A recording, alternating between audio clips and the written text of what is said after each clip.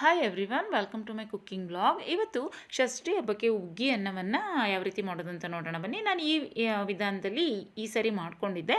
ತುಂಬ ವಿಧಾನದಲ್ಲಿ ಮಾಡ್ಕೋತಾರೆ ಇದನ್ನು. ಈ ಸರಿ ಮಾಡಿರುವಂತಹ ವಿಧಾನವನ್ನು ಈ ಸರಿ ಶೇರ್ ಮಾಡ್ತಾ ಇದ್ದೀನಿ. ರೆಸಿಪಿ ಇಷ್ಟ ಆದರೆ ನೀವು ಸಹ ಟ್ರೈ ಮಾಡಿ. ಮೊದಲಿಗೆ ನಾನಿಲ್ಲಿ 1 ಗ್ಲಾಸಷ್ಟು ಅಕ್ಕಿಯನ್ನು ತೊಗೊಂಡಿದ್ದೀನಿ, ಒಂದು ಅರ್ಧ ಸ್ಪೂನಷ್ಟು ಅರಿಶಿನ ಪುಡಿಯನ್ನು ತೊಗೊಂಡಿದ್ದೀನಿ, 1 ಕಟ್ಟಷ್ಟು ಕೊತ್ತಂಬರಿ ಸೊಪ್ಪು, ಸ್ವಲ್ಪ ಬೆಳ್ಳುಳ್ಳಿ ಅಂದರೆ ಒಂದು 3 ಬೆಳ್ಳುಳ್ಳಿಯನ್ನು ತೊಗೊಂಡಿದ್ದೀನಿ. ನಂತರ ಸ್ವಲ್ಪ ಕರಿಬೇವಿನ ಸೊಪ್ಪು, ಒಂದು 3 ಸ್ಪೂನಷ್ಟು ತೆಂಗಿನಕಾಯಿಯನ್ನು ತೊಗೊಂಡಿದ್ದೀನಿ, ಜೀರಿಗೆ ಮತ್ತು ಸಾಸಿವೆ 1 ಸ್ಪೂನಷ್ಟು, ಮತ್ತು ಒಂದು 3 ಹಸಿಮೆಣಸಿನಕಾಯಿ ಮತ್ತು ಪಲಾವ್ ಎಲೆ 2 ತೊಗೊಂಡಿದ್ದೀನಿ. ಇಲ್ಲಿ ಫಸ್ಟು ಮೊದಲಿಗೆ ನಾನು ಒಂದು ಮಿಕ್ಸಿ ಜಾರ್ಗೆ ಒಂದು 3 ಬೆಳ್ಳುಳ್ಳಿಯನ್ನು ಹಾಕ್ಕೊಂಡಿದ್ದೀನಿ, ಒಂದು 3 ಹಸಿಮೆಣಸಿನಕಾಯಿ, ಒಂದು 2 ಸ್ಪೂನಷ್ಟು ಹಸಿ ತೆಂಗಿನ ತುರಿ, ನಂತರ 1 ಕಟ್ಟಷ್ಟು ನಾನಿಲ್ಲಿ ಕೊತ್ತಂಬರಿ ಸೊಪ್ಪನ್ನು ಯೂಸ್ ಮಾಡ್ತಾಯಿದ್ದೀನಿ. ಕಲರ್ ಚೆನ್ನಾಗಿ ಬರುತ್ತೆ ಅಂತ ಅಷ್ಟೇ ಹುಗ್ಗಿ ಅನ್ನಕ್ಕೆ. ನಂತರ 1 ಸ್ಪೂನಷ್ಟು ಜೀರಿಗೆಯನ್ನು ಸೇರಿಸ್ಕೋಬೇಕು. ಇದಕ್ಕೆ ಬೆಳ್ಳುಳ್ಳಿ ಮತ್ತು ಜೀರಿಗೆ ಇಂಪಾರ್ಟೆಂಟ್ ಆಗಿರುತ್ತೆ. ಇದಕ್ಕೆ ಶುಂಠಿಯನ್ನು ಸೇರಿಸಿದ್ರೆ ಅಷ್ಟು ಚೆನ್ನಾಗಲ್ಲ, ಅದರಿಂದ ಶುಂಠಿಯನ್ನು ಹಾಕಿಲ್ಲ. ನೋಡಿ, ಈ ರೀತಿಯಾಗಿ ರುಬ್ಕೊಂಡಿಟ್ಕೋಬೇಕು. ನಂತರ ಒಂದು ಕುಕ್ಕರ್ಗೆ ಒಂದು 3 ಸ್ಪೂನಷ್ಟು ಎಣ್ಣೆಯನ್ನು ಹಾಕ್ಕೊಂಡಿದ್ದೀನಿ. ನಂತರ ಇದಕ್ಕೆ ಒಂದು ಅರ್ಧ ಸ್ಪೂನಷ್ಟು ಸಾಸಿವೆ, ಒಂದು ಅರ್ಧ ಸ್ಪೂನಷ್ಟು ಜೀರಿಗೆಯನ್ನು ಸೇರಿಸ್ಬಿಟ್ಟು ಸ್ವಲ್ಪ ಕರಿಬೇವಿನ ಸೊಪ್ಪನ್ನು ಹಾಕ್ಕೊಂಡಿದ್ದೀನಿ. ನಂತರ 1 ಈರುಳ್ಳಿಯನ್ನು ಉದ್ದದಾಗಿ ಹೆಚ್ಚಿಬಿಟ್ಟು ಸೇರಿಸಿದ್ದೀನಿ. ಮತ್ತು ಇದಕ್ಕೆ 2 ಪಲಾವ್ ಎಲೆಯನ್ನು ಸಹ ಹಾಕ್ಕೊಂಡಿದ್ದೀನಿ. ಈಗ ಈರುಳ್ಳಿ ಸ್ವಲ್ಪ ಫ್ರೈ ಆಗಬೇಕು, ಅಲ್ಲಿ ತನಕ ಅದನ್ನು ಚೆನ್ನಾಗಿ ಫ್ರೈ ಮಾಡ್ಕೋಬೇಕು. ನೋಡಿ, ಈಗ ಈರುಳ್ಳಿ ಸ್ವಲ್ಪ ಕಲರ್ ಚೇಂಜ್ ಆಯಿತು ನೋಡಿ, ಅಲ್ಲಿ ತನಕ ಫ್ರೈ ಮಾಡ್ಕೊಂಡಿದ್ದೀನಿ.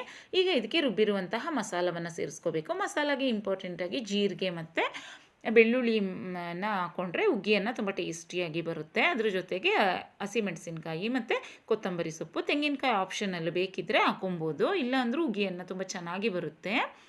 ತೆಂಗಿನಕಾಯಿ ಹಾಕಿದರೆ ಇನ್ನೂ ರುಚಿ ಸ್ವಲ್ಪ ಟೇಸ್ಟ್ ಚೆನ್ನಾಗಿ ಬರುತ್ತೆ ಅಂತ ಅಷ್ಟೇ. ಈಗ ನೋಡಿ, ಮಸಾಲವನ್ನೆಲ್ಲ ಹಾಕಿದ್ಮೇಲೆ 1 ನಿಮಿಷ ಅದನ್ನು ಚೆನ್ನಾಗಿ ಫ್ರೈ ಮಾಡ್ಕೊಂಡಿದ್ದೀನಿ. ನಂತರ ಇದಕ್ಕೆ 1 ಗ್ಲಾಸಷ್ಟು ಅಕ್ಕಿಯನ್ನು ಸೇರಿಸ್ಕೊತಾ ಇದ್ದೀನಿ.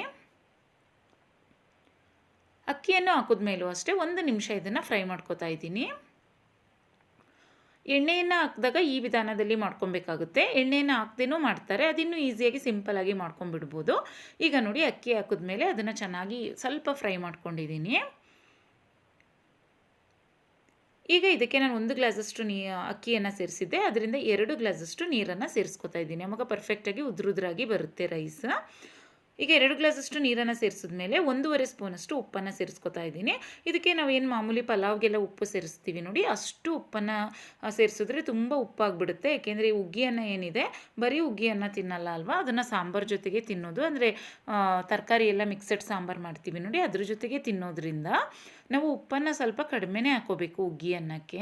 ಈಗ ಮಾಮೂಲಿ ಪಲಾವೆಲ್ಲ ಮಾಡಿದಾಗ ನಾವು ಪರ್ಫೆಕ್ಟಾಗಿ ಉಪ್ಪನ್ನು ಸೇರಿಸ್ಕೊಂಡಿರ್ತೀವಿ, ಆದರೆ ಇದಕ್ಕೆ ಒಂದು ಸ್ವಲ್ಪ ಉಪ್ಪನ್ನು ಕಡಿಮೆನೇ ಸೇರಿಸ್ಕೋಬೇಕು. ಈಗ ನೋಡಿ, ಅದು ನೀರೆಲ್ಲ ಹಾಕಿದ್ಮೇಲೆ ಪರ್ಫೆಕ್ಟಾಗಿ ಒಂದು ಸ್ವಲ್ಪ ಉಪ್ಪಿನ ಅಂಶವನ್ನು ನೋಡಿಕೊಂಡು ಈಗ ಲಿಡ್ನ ಮುಚ್ಚಿಬಿಟ್ಟು ನಾನು 2 ವಿಷಲ್ ಬರೆಸ್ಕೊಂಡಿದ್ದೀನಿ. ನೋಡಿ, 2 ವಿಷಲ್ ಆದಮೇಲೆ ಅದು ಪೂರ್ತಿಯಾಗಿ ತಣ್ಣಗಾದ್ಮೇಲೆ ವಿಷಲ್ ತೆಗೆದಿದ್ದೀನಿ. ನೋಡಿ, ಈ ರೀತಿಯಾಗಿ ಉದ್ರುದ್ರಾಗಿ ತುಂಬ ರುಚಿಯಾದಂತಹ ಹುಗ್ಗಿ ಅನ್ನವನ್ನು ಮಾಡ್ಕೋಬೋದು. ಈ ವಿಧಾನದಲ್ಲಿ ಮಾಡಲಿಲ್ಲ ಅಂದರೆ ಕುಕ್ಕರ್ಗೆ ಡೈರೆಕ್ಟಾಗಿ ನಾವು ಏನು ಮಸಾಲವನ್ನು ರುಬ್ಕೊಂಡಿದ್ದೀವಿ ನೋಡಿ, ಆ ಮಸಾಲವನ್ನು ಹಾಕ್ಬಿಟ್ಟು ಇಮಿಡಿಯೇಟಾಗಿ ಅಕ್ಕಿಯನ್ನು ಹಾಕ್ಬಿಟ್ಟು ನೀರು ಹಾಕ್ಬಿಟ್ಟು, ಅಂದರೆ ಎಣ್ಣೆಯನ್ನು ಮತ್ತು ಪಲಾವ್ ಎಲೆಯನ್ನು ಹಾಕ್ದೇನೂ ಸಹ ಈ ಹುಗ್ಗಿ ಅನ್ನವನ್ನು ರುಚಿಯಾಗಿ ಮಾಡ್ಕೊಳ್ಬೋದು. ಈ ವಿಧಾನದಲ್ಲೂ ಸಹ ಮಾಡ್ಕೊಳ್ಬೋದು. ನಾನು 2 ವಿಧಾನದಲ್ಲೂ ಸಹ ಮಾಡ್ತೀನಿ. ಯಾರು ಎಣ್ಣೆ ಯೂಸ್ ಮಾಡದೆ ಮಾಡಿರ್ತಾರೆ ನೋಡಿ, ಒಂದೊಂದು ಸರಿ ಈ ರೀತಿಯೂ ಟ್ರೈ ಮಾಡಿ, ತುಂಬ ಟೇಸ್ಟಿಯಾಗಿ ಬರುತ್ತೆ ರೈಸ್. ಮತ್ತು ಸಾಂಬಾರು ಜೊತೆಗೆ ತಿನ್ನಲಿಕ್ಕೆಲ್ಲ ತುಂಬ ಟೇಸ್ಟಿಯಾಗಿರುತ್ತೆ, ತುಂಬ ಚೆನ್ನಾಗಿರುತ್ತೆ. ನೋಡಿ, ಉದ್ರುದ್ರಾಗಿ ಸಹ ತುಂಬ ಚೆನ್ನಾಗಿ ಬಂದಿತ್ತು ಸಾಂಬಾರು ಜೊತೆಗೆ ತಿನ್ನಲಿಕ್ಕೆ. ಇಲ್ಲ ಅಂದರೆ ಕೆಲವ್ರು ಏನು ಮಾಡ್ತಾರೆ ಅಂದರೆ ಒಗ್ಗರಣೆನೇ ಹಾಕೋದಿಲ್ಲ, ಸಾಸಿವೆ ಅದೇನು ಯೂಸೇ ಮಾಡೋದಿಲ್ಲ. ಆ ರೀತಿಯಾಗೂ ಸಹ ಸಿಂಪಲ್ಲಾಗೂ ಸಹ ಮಾಡ್ಕೊಳ್ಬೋದು. ಈ ರೀತಿ ಮಾಡಿದ್ರೂ ಸಹ ಸ್ವಲ್ಪ ಟೇಸ್ಟ್ ಚೆನ್ನಾಗಿರುತ್ತೆ. ಅಂದರೆ ಮಕ್ಕಳಿಗೆಲ್ಲ ಲಂಚ್ ಬಾಕ್ಸಿಗೆಲ್ಲ ಹಾಕ್ಕೊಡ್ಲಿಕ್ಕೆ ಎಲ್ಲ ಈ ರೀತಿ ಮಾಡಿದಾಗ ತುಂಬ ಚೆನ್ನಾಗಾಗುತ್ತೆ.